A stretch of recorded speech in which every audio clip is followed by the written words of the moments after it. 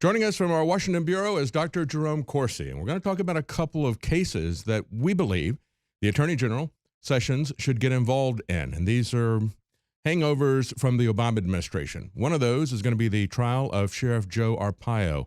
Dr. Corsi is going to give us an update on that. But first, we're going to talk about Fannie and Freddie.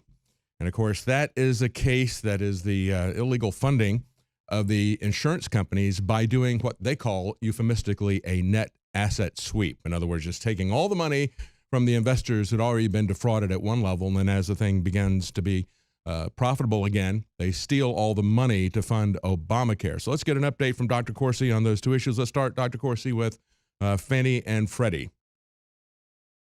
Great. Fannie and Freddie is heating up in terms of the theft of the shareholders' value. There's going to be a hearing tomorrow in the Senate Banking Committee, and Bob Corker, the Republican who works with Wells Fargo and Bank of America, and he's joined by Senator Warner, who is the Democrat ranking member, are proposing legislation to essentially split up Fannie, Freddie, wind them down, and turn over the mortgage market to big banks and to Wall Street, with the public federal guarantee going to be on the mortgage-backed securities they issue. And you have a couple of so-called experts explaining this to the Senate Banking Commission tomorrow. I'll be attending and reporting on it from the Senate Banking Commission. Now, this is a terrible idea. I mean, this is giving Wall Street a license to steal with the federal guarantee. And at the short end of the stick, again, is going to be the shareholders, who I think should be the first in line to get paid. And I'm doing everything I can to bring attention to the fact that money was stolen out of Fannie and Freddie to pay for Obamacare. Let's recap that real quickly for our listeners, because we've done a long report on this a couple of times. But just briefly recapping, everybody knows about the mortgage crisis. And what happened during the mortgage crisis was that Fannie and Freddie had junk mortgages involved in their portfolio as well. But the people who did that, who managed it, who got big multi-million-dollar bonuses, they got paid off. The people who got ripped off were the investors, just as we saw in other instruments. But what they did was they took conservatorship of it with the federal government. And they were only supposed to, they did a deal that was not favorable to the people who had already been ripped off by those who operated it. But when Obama wanted to fund Obamacare, the Senate and the House did not appropriate any money for it, the House specifically. And they took it to court because Obama went after the funds of Fannie and Freddie, which by that time were profitable, in order to fund Obamacare. And the judge said, you can't do that. But they did it anyway. And so the Department of Justice appealed that decision, that judge's decision. So Attorney General Sessions could stop the funding of Obamacare by theft from investors just by stopping that appeal. That's how easily Obamacare could be shown to not be anything that is going to be able to survive. And of course, we got the Congressional Budget Office coming out with their phony scoring numbers saying, oh, we're going to have these 20 some odd million people are going to lose their insurance. They don't have the insurance if they're subsidizing it with stolen money that violates the Constitution, violates the law. Well, that's exactly right. I mean, all that the Department of Justice, Attorney General Sessions would have to say is we are not going to appeal the House of Representatives Supreme Court decision in which the court determined that the Obama administration could not fund Obamacare by stealing money from another program, namely Fannie and Freddie. And that's what's been done since 2012. This is money that should have been being paid to the shareholders of Fannie and Freddie. And I think a legitimate argument could even be made that the bailout wasn't necessary. I mean, I think the Fannie and Freddie could have survived without a bailout in 2008. That's going to have to be litigated in the courts. What I'm concerned about right now is that Mel Watt, who is the administrator of Fannie and Freddie through the Federal Home Loan Finance Agency, could decide on his own authority under the HERA legislation that he was just going to recapitalize Fannie and Freddie, which is his duty under that law, and stop the net worth sweep. What we're going to find is tomorrow, Corker and Warner, these two senators who want to line their pockets by rewarding Wall Street and big banks with the mortgage market, again, both senators wanting to further defraud the shareholders of Fannie and Freddie is that we're going to hear arguments for why Wall Street and Wells Fargo and Bank of America can run the mortgage market. And I think it means the end of the 30-year mortgage.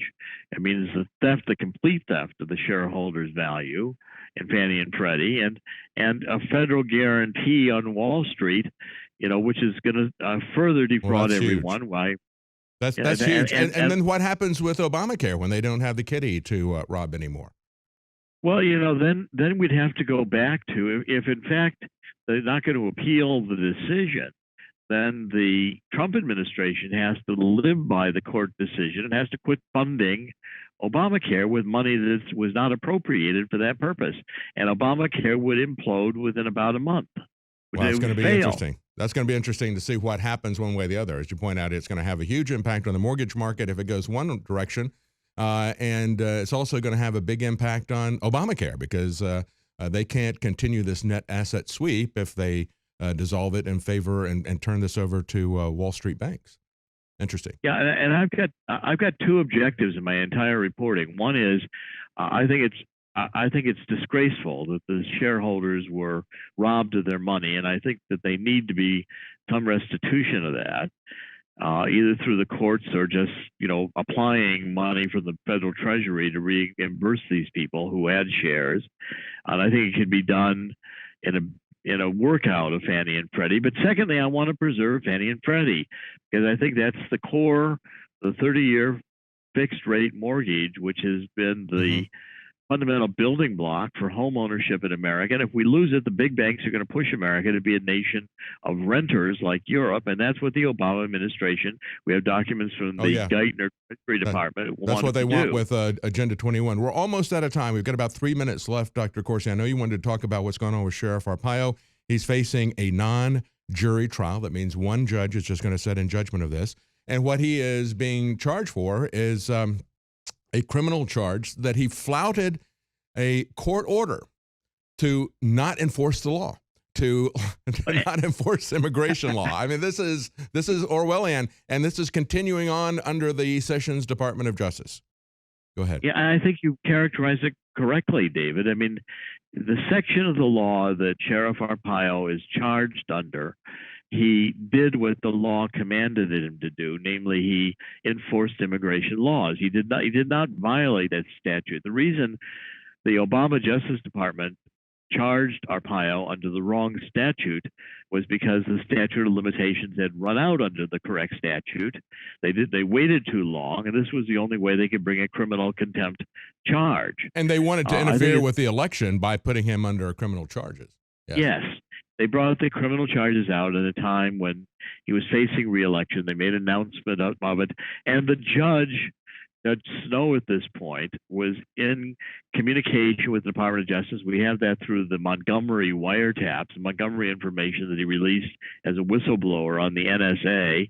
We know that the Justice Department, the Obama Justice Department, Tom Perez, was in communications with the judge. They were influencing the judge in the original contempt, the original order, when the order was imposed, and then when Arpaio supposedly violated the order, which he did not do, we see that the Justice Department continued to interfere with the judge, and finally got this to a judge who is now proceeding with the criminal trial under the wrong statute because the Justice Department waited too long.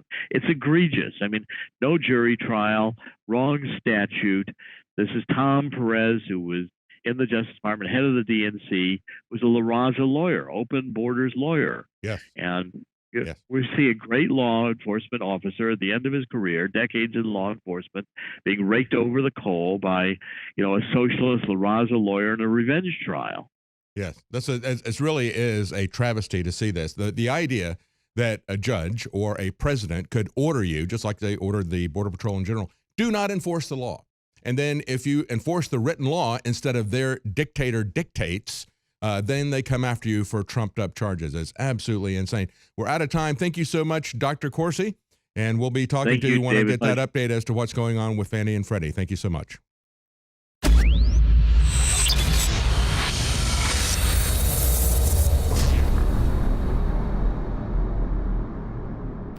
I want to tell you about some of the products at InfoWarsStore.com. We are under constant attack. You know it by now from the mainstream media. They're trying to attack us on every level. Now with the YouTube scandal, they're demonetizing our channels, which again takes a huge chunk out of our income, which is why we always appreciate and rely on you getting the products, because that's how we stay afloat.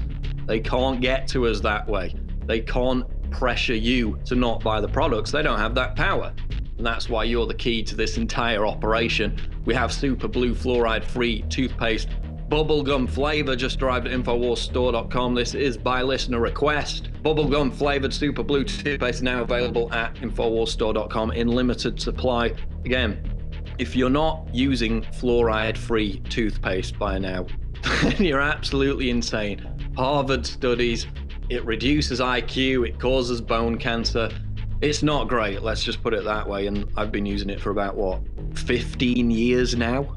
So you're going to buy it anyway. Why not buy it from us? It's in limited supply, but it is available at InfoWarsStore.com with the new bubblegum flavor Super Blue fluoride-free toothpaste, and it supports this network, which is under constant demonization and attack, because we don't take big fat checks from George Soros. We don't get put on extremist list even though they want us to. That's how they're taking away the YouTube money. That's why we need your support more than ever, because we're not funded by giant corporations who are now pulling the plug on YouTube as they move it into a TV thing, a Netflix model, to drown out independent voices. So support us by getting the products at InfoWarsStore.com.